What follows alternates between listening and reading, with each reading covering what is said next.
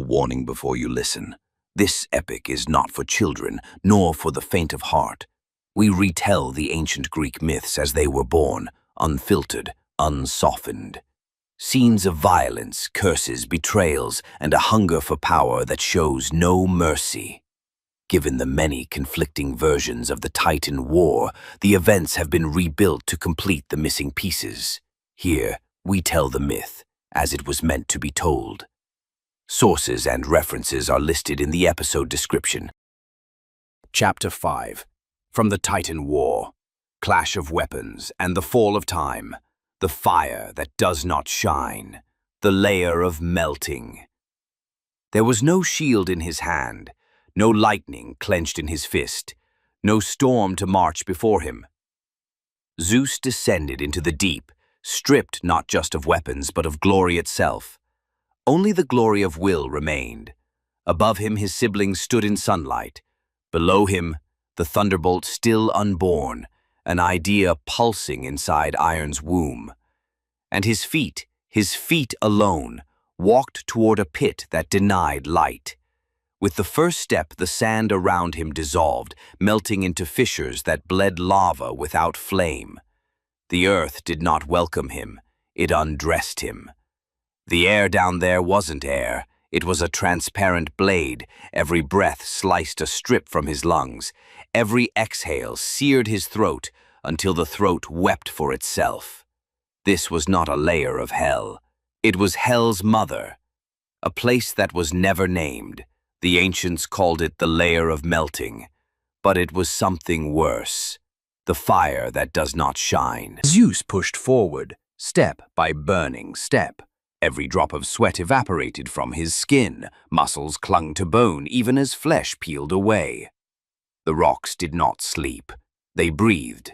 Yes, here the stone itself pulsed, moved, rose to block his path, as if it remembered Kronos' crawl through this place eons ago, and now refused to let his son pass. One boulder coiled around his leg. Zeus fell, pulled a blade of bone from his thigh, and stabbed until the rock crumbled to dust. But the next stone was no stone. It was a face, ancient, the face of a god buried in flame long ago. And from the wall, a scream burst forth, not a sound, but the memory of a sound. Was it a soul? Was it torment? Was Gaia watching? Or had Tartarus itself opened its eyes? Zeus did not ask, did not cry out, did not beg. He kept walking, knees shaking, heart pounding like it might shatter. But he did not turn back.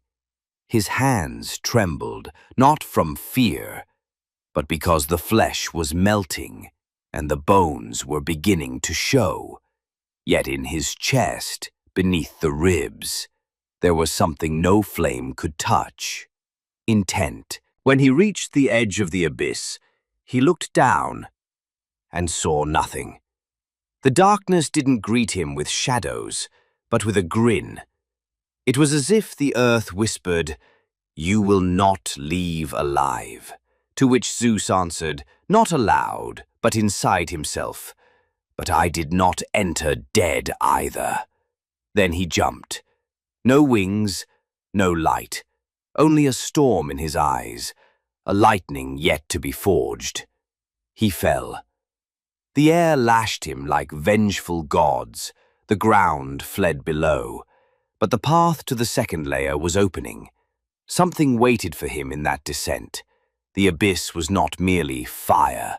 It was a mirror, a blind mirror of flame. One that did not illuminate, but blinded.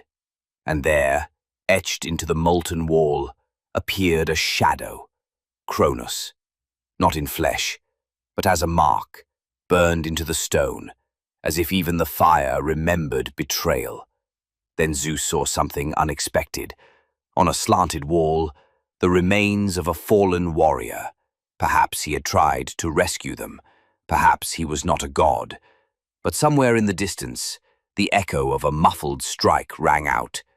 Not a call, but the knock on a wall made of wrath. The ones imprisoned had not died, had not slept. The path Zeus walked led not just into the belly of the earth, but into its angry heart. And so he learned his first lesson. He whose screams are not heard must make the earth tremble instead.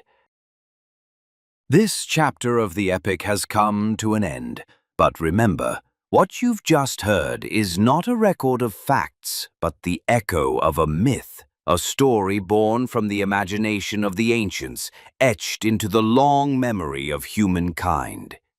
If this tale stirred something in you, if it opened a door to reflection or wonder, don't forget to support the channel and share the journey with those you love. And in the comments, tell us which moment in this chapter struck you the most and why. We'll meet again in the next chapter of this audio odyssey through time. Until then, farewell.